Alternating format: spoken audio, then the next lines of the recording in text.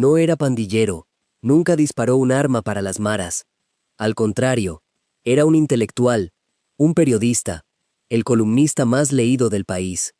Y sin embargo, la justicia de El Salvador lo condenó a 18 años de prisión por, según la fiscalía, servir de puente entre los políticos y la MS-13.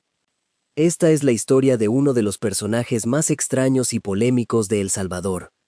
Un guerrillero alemán que se enamoró de un país en guerra, se quedó a vivir en él y terminó en el centro de un escándalo que mezcla pandillas, dinero, elecciones y poder. Pero es también una historia con dos versiones que no encajan. La de la fiscalía, que lo acusa de ayudar a comprar votos con dinero para las pandillas, y la de él, que jura, desde el exilio, que hizo exactamente lo contrario. Lo que vas a escuchar está documentado. Hay una condena real, hay una acusación fiscal, y hay una defensa igual de real, con una prueba que muchos consideran endeble, y un trasfondo político que lo complica todo. Porque este hombre no es un acusado cualquiera. Es un crítico feroz del gobierno, condenado sin estar presente, con testigos que nunca dieron la cara. Y al final de esta historia, no seré yo quien te diga si es culpable o inocente. Serás tú. Este es el caso de Paolo Luers. Esta es una de las historias más extrañas y controvertidas de El Salvador. La de un hombre que fue muchas cosas: guerrillero, dueño del bar más famoso de la capital, el columnista más leído y más odiado del país, y, al final, un condenado por la justicia que jura ser inocente. Un hombre que, según la fiscalía, sirvió de puente entre los políticos y las pandillas, pero que, según él mismo, hizo exactamente lo contrario. Escucha su historia completa, las dos versiones, y al final juzga tú. Lo primero que sorprende de este personaje es que ni siquiera nació salvadoreño, nació alemán. Su nombre real es Arndt Richard Luers, aunque el mundo entero lo conoce como Paolo Luers, y llegó a El Salvador de la forma más intensa posible. En plena guerra civil, en la década de 1980, este joven alemán de izquierda no vino como turista ni como periodista neutral, vino a pelear. Se incorporó a la guerrilla, al Ejército Revolucionario del Pueblo, una de las organizaciones que formarían el Frente Farabundo Martí, el FMLN, y combatió, con fusil en mano, en las montañas de un país que no era el suyo. Pero su arma más poderosa no fue el rifle, fue la palabra. Porque Paolo Luers se convirtió en una pieza clave de Radio Venceremos, la legendaria emisora clandestina de la guerrilla. Al frente de una unidad audiovisual, producía documentales y películas que viajaban a Estados Unidos y a Europa, denunciando la guerra y dando a conocer la causa del FMLN al mundo. Era, en sus propias palabras, un guerrillero de la comunicación, el hombre que le contaba al planeta lo que pasaba en las montañas salvadoreñas. Cuando la guerra terminó, en 1992, con los acuerdos de paz, muchos extranjeros se fueron. Paolo Luers, no, se quedó. El Salvador ya era su casa, y empezó una segunda vida, tan pública como la primera. Montó un bar, un restaurante llamado La Ventana, en San Salvador, y ese lugar no fue un negocio cualquiera. Se convirtió en el punto de encuentro de la ciudad, el sitio donde se juntaban intelectuales, políticos, periodistas, artistas, donde se discutía el país entre tragos. El exguerrillero alemán se transformó en anfitrión cultural de la capital. Pero su verdadera fama, la que lo haría amado y odiado a partes iguales, llegó con la pluma. En 2007 empezó a escribir columnas en la prensa salvadoreña y encontró un formato que lo hizo legendario: las cartas de Paolo. Cartas dirigidas a presidentes, a ministros, a poderosos, escritas sin filtro, sin miedo, sin diplomacia. Según su propio recuento, publicó cerca de 2.500 de esas cartas y se convirtieron en el formato periodístico más leído del país. Y aquí está lo interesante de Paolo Luers, lo que lo hace tan difícil de encasillar. Este exguerrillero de izquierda no se volvió un propagandista de la izquierda, todo lo contrario, se volvió un crítico feroz de todos, de la derecha, de la izquierda, del FMLN, su antiguo partido, de Arena, de quien fuera que tuviera el poder. Era el hombre que le decía al rey que estaba desnudo, sin importar de qué color fuera el rey. Con los años, esa crítica se concentró en un solo blanco, el gobierno de Nayib Bukele. Paolo Luers se convirtió en una de las voces opositoras más duras y más visibles contra el presidente. Y esa enemistad, como veremos, está en el centro de todo lo que le pasó después. Porque este hombre, el guerrillero, el barman, el columnista temido, tomó en 2012 una decisión que le cambiaría la vida. Una decisión que unos ven como un acto humanitario y otros como un pacto con el diablo. Decidió meterse en el asunto más peligroso de El Salvador, la tregua con las pandillas. Para entender de qué acusan a Paolo Luers, primero hay que entender la tregua. Ese experimento único y polémico que marcó la historia reciente de El Salvador. En marzo de 2012, algo insólito ocurrió tras los muros del penal de máxima seguridad de Zacatecoluca. Los cabecillas de la MS-13 y los del barrio 18, enemigos a muerte, se sentaron a dialogar y acordaron dejar de matarse. Nació la tregua. Como quizás recuerdes de la historia del presidente Funes, ese proceso fue facilitado por dos hombres, el exguerrillero Raúl Mijango y el obispo castrense Fabio Colindres, que actuaron como mediadores. Y los resultados, en las cifras, fueron espectaculares. Escucha los números, porque son la clave de toda esta polémica. Durante la tregua, la media mensual de homicidios cayó de 354 a 218. El promedio diario bajó de 14 muertos al día a 5. Se estima que, mientras duró el acuerdo, se salvaron más de 5.000 vidas. 5.000 salvadoreños que sin la tregua probablemente habrían muerto. Y aquí es donde entra Paolo Luers. Según su propia versión, Luers empezó cubriendo la tregua como periodista, pero pronto se involucró más a fondo. Pasó a ser, en sus palabras, un asistente del equipo de mediación de Mijango y Colindres. Asesoró a operadores locales, como al alcalde de Ilopango, Salvador Ruano, en la aplicación de acuerdos entre la alcaldía y las pandillas del municipio. Y no lo ocultó. Luers reconoce que se reunió con los cabecillas. En 2012 se documentaron encuentros en el penal de Mariona con líderes tan temidos como Borromeo Enríquez, alias El Diablito, de la MS-13, y Carlos Mojica Lechuga, alias Viejo Lin, del barrio 18. Existen fotografías de esos encuentros, imágenes donde el columnista alemán aparece junto a los jefes de las maras. Unas imágenes que años después se usarían en su contra. ¿Y por qué se metió en algo tan peligroso? Luers siempre ha dado la misma respuesta, por razones humanitarias. Sostiene que participó, junto a los otros mediadores, para parar la violencia entre las pandillas y contra la población, para salvar vidas. Ese es su argumento. Entonces y ahora. Pero aquí está el problema. La tregua fue, desde el principio, profundamente controvertida, y con los años, se convirtió en una trampa para todos los que la tocaron. Porque aunque bajó los homicidios, muchos la criticaron con dureza. La acusación central era que, para lograr esa paz, el Estado le había dado demasiado a las pandillas. Beneficios en las cárceles, celulares, relajamiento de los controles, acuerdos con alcaldes que incluían empleos para pandilleros. Y según sus críticos, todo eso no debilitó a las maras, sino que las fortaleció. Las volvió más organizadas, más ricas, más poderosas. Y cuando la tregua se rompió y la violencia regresó con furia, la narrativa cambió por completo. Lo que unos habían presentado como un esfuerzo humanitario para salvar vidas, otros lo reinterpretaron como un pacto ilícito con criminales, un error histórico, o incluso un delito. Con el paso de los años, y con un nuevo gobierno de mano dura en el poder, esa segunda lectura se impuso. La justicia salvadoreña decidió que la tregua, y sobre todo las negociaciones electorales que giraron a su alrededor, no habían sido un asunto humanitario, sino criminal, y empezó a procesar a los que estuvieron involucrados, a los mediadores, a los operadores políticos. Y ahí, en esa lista de procesados, apareció el nombre de Paolo Luers. Porque la fiscalía no lo acusó de haber salvado vidas, lo acusó de algo mucho más oscuro, de haber usado su cercanía con las pandillas para un fin muy distinto al humanitario, para conectar a un partido político con los criminales y comprar votos con dinero en efectivo. Esa es la acusación que lo cambió todo. y es la que tenemos que examinar a fondo, con cuidado, escuchando a las dos partes. La acusación contra Paolo Luers no es un caso aislado, es parte de uno de los procesos judiciales más grandes de la historia reciente de El Salvador. Lo llaman, precisamente, el caso Tregua. La tesis de la Fiscalía General de la República es contundente.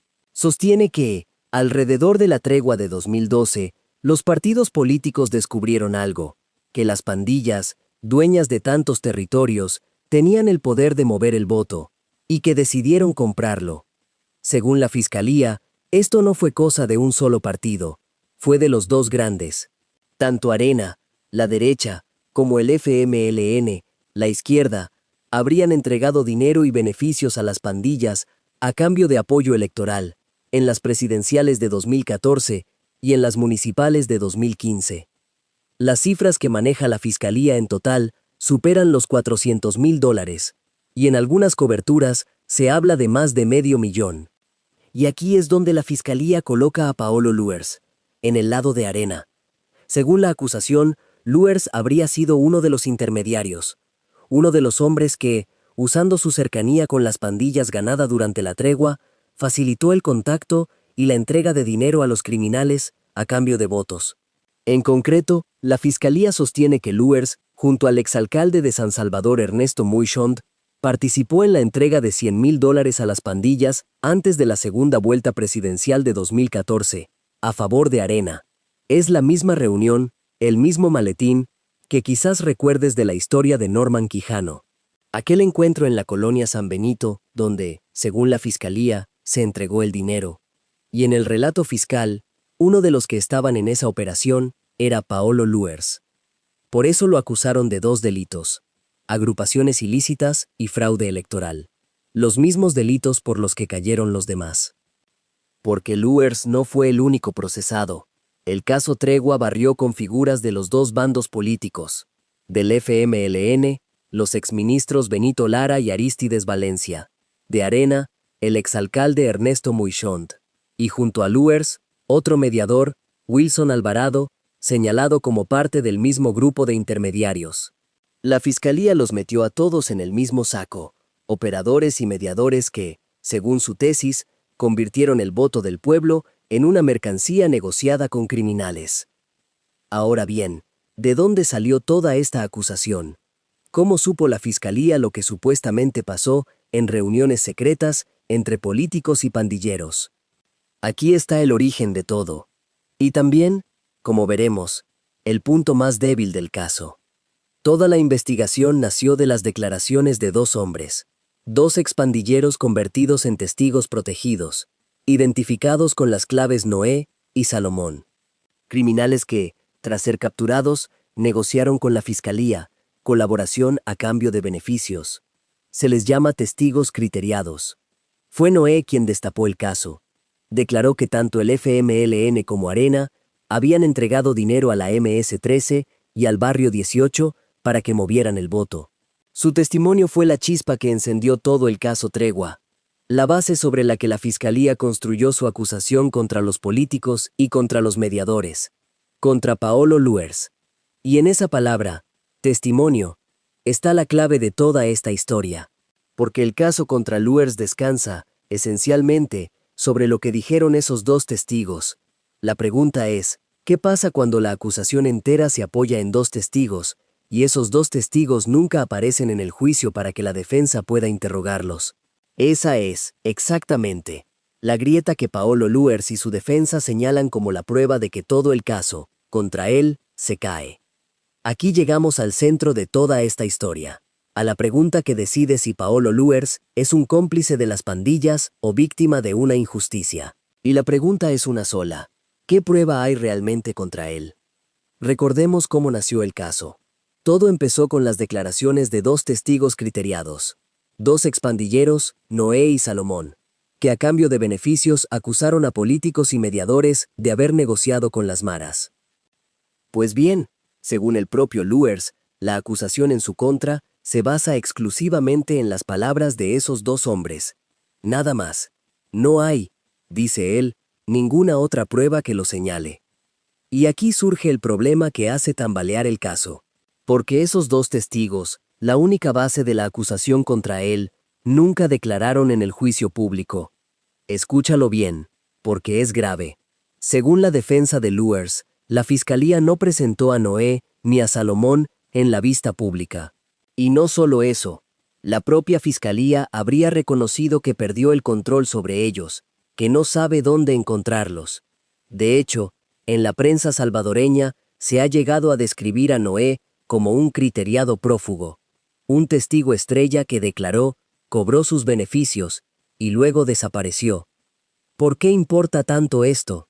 Por un principio básico de cualquier justicia que se precie. Se llama el derecho a la contradicción. Significa que si alguien te acusa, tú tienes derecho a mirarlo a la cara, a que ese testigo comparezca ante el juez, y a que tu defensa pueda interrogarlo, cuestionar su versión, poner a prueba si dice la verdad o miente. Si el testigo nunca aparece, nada de eso es posible.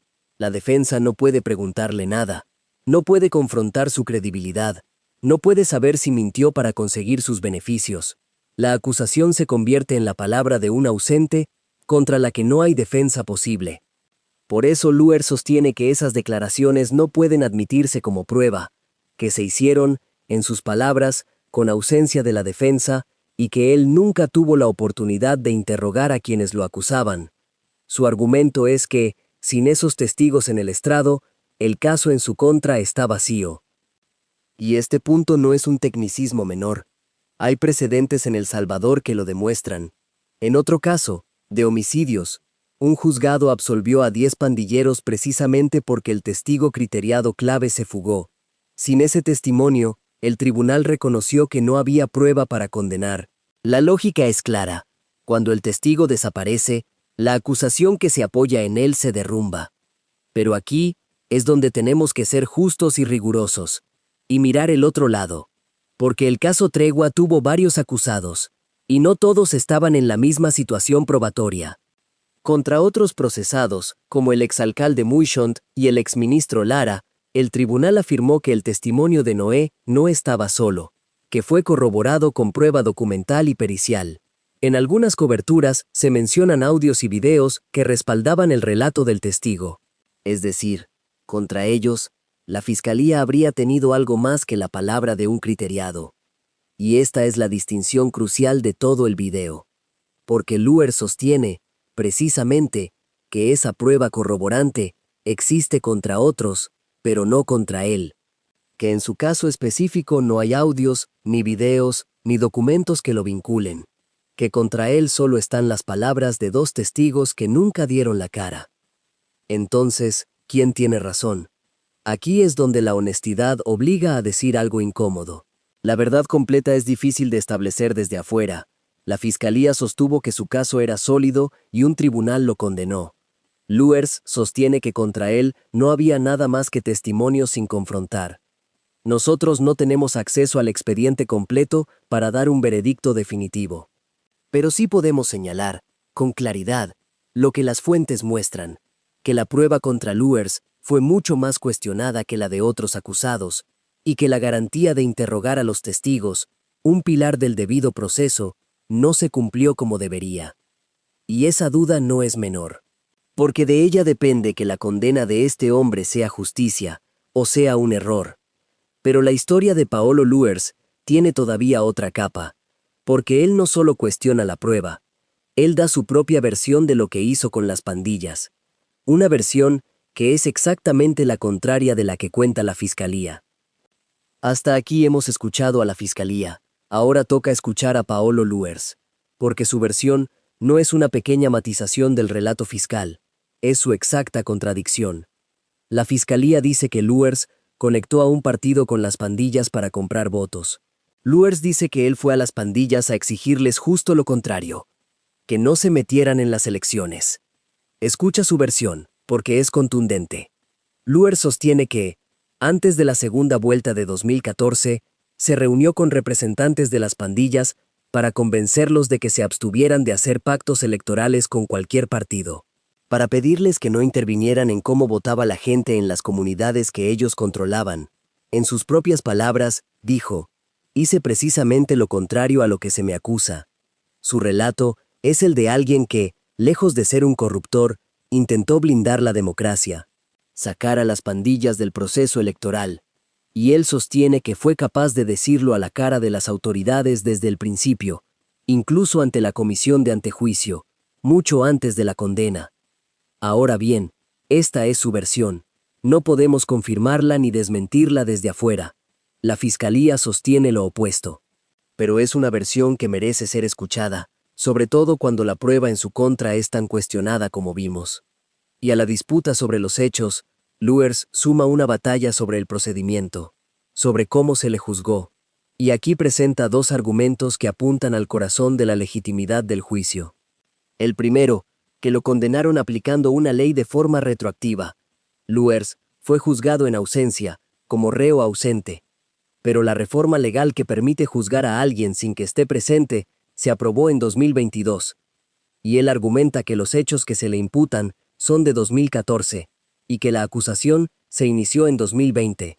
Es decir, cuando supuestamente cometió el delito, y cuando lo acusaron, la ley todavía no permitía juzgarlo en ausencia.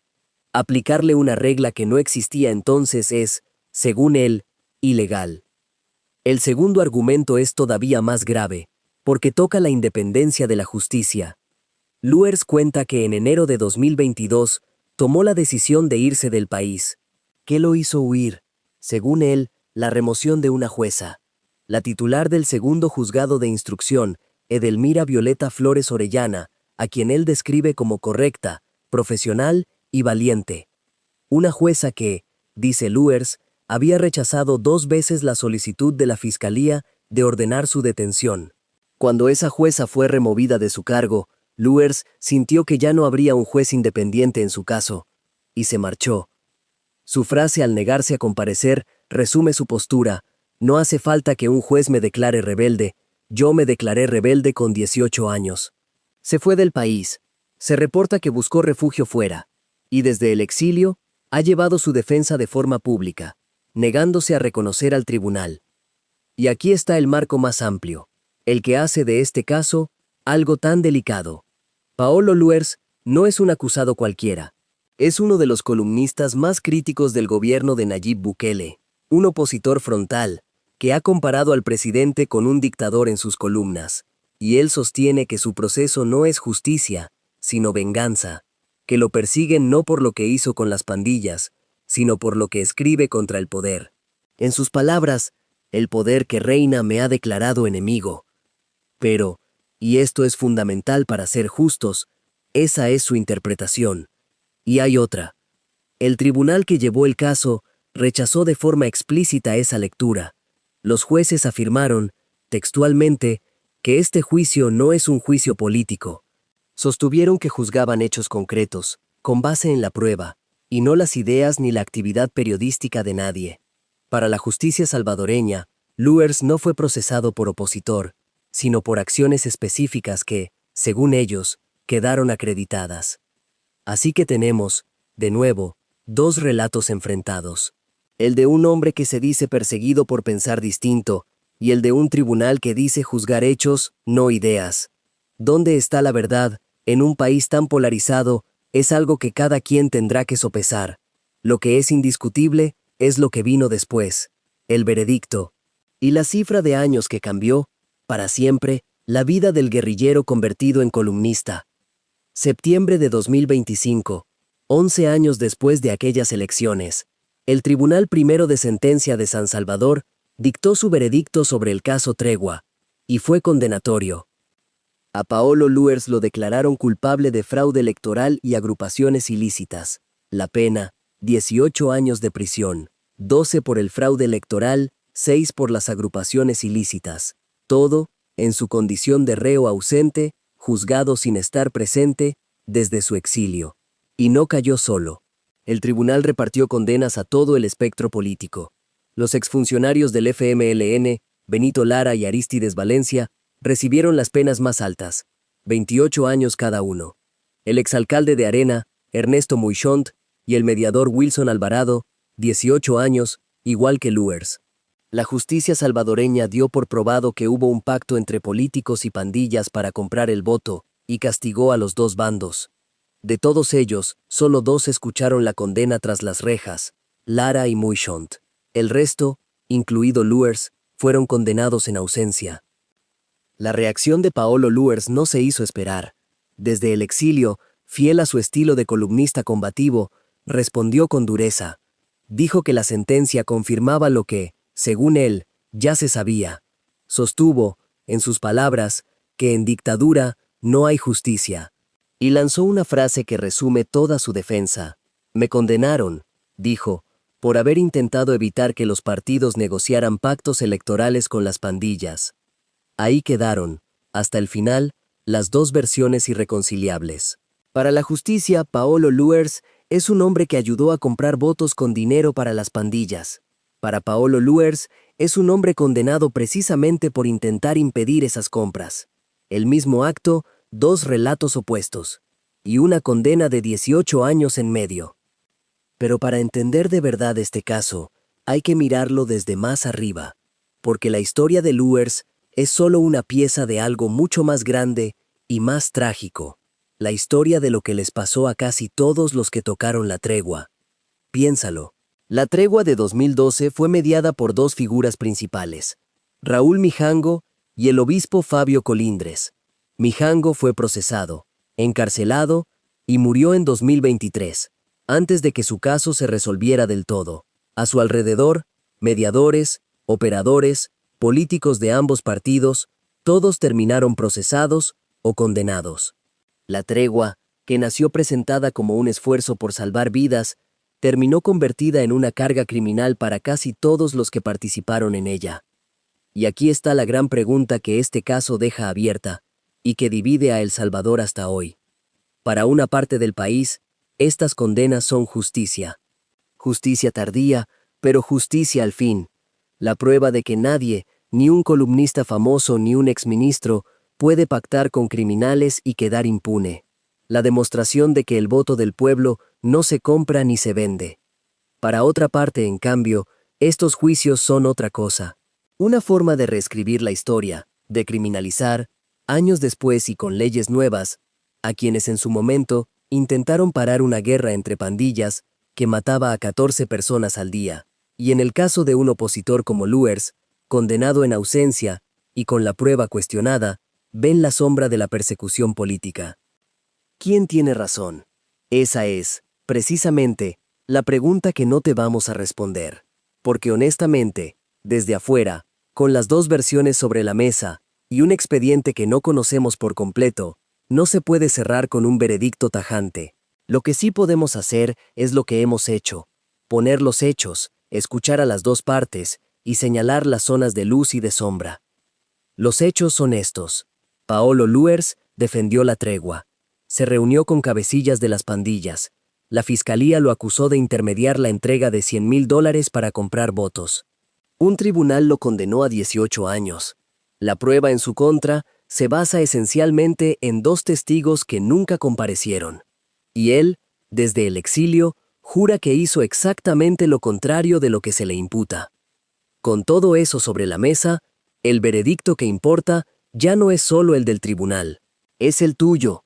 El guerrillero alemán que se enamoró de El Salvador, que le contó su guerra al mundo, que sirvió los tragos más famosos de la capital y escribió las cartas más filosas contra el poder, terminó su historia condenado a 18 años, exiliado, y con su nombre partido en 2. Héroe para unos, cómplice para otros. Quizás esa sea la única certeza en toda esta historia, que en un país tan dividido, hasta la verdad tiene 2 versiones. Y por eso, este caso, más que ningún otro, te lo dejamos a ti. Después de escuchar las 2 versiones, la de la Fiscalía y la de Paolo Luers, dinos en los comentarios qué crees. ¿Un cómplice que ayudó a comprar el voto del pueblo para las pandillas y que ahora se esconde tras el discurso de la persecución? ¿O un mediador que intentó salvar vidas y frenar los pactos, condenado sin pruebas sólidas por atreverse a criticar al poder?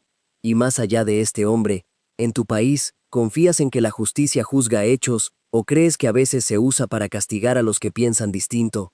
Cuéntanoslo desde donde nos veas, desde El Salvador, México, Honduras, Guatemala o cualquier rincón de la región, y lee lo que responden los demás, porque cuando la verdad tiene dos versiones, el debate honesto es la única forma de acercarnos a ella.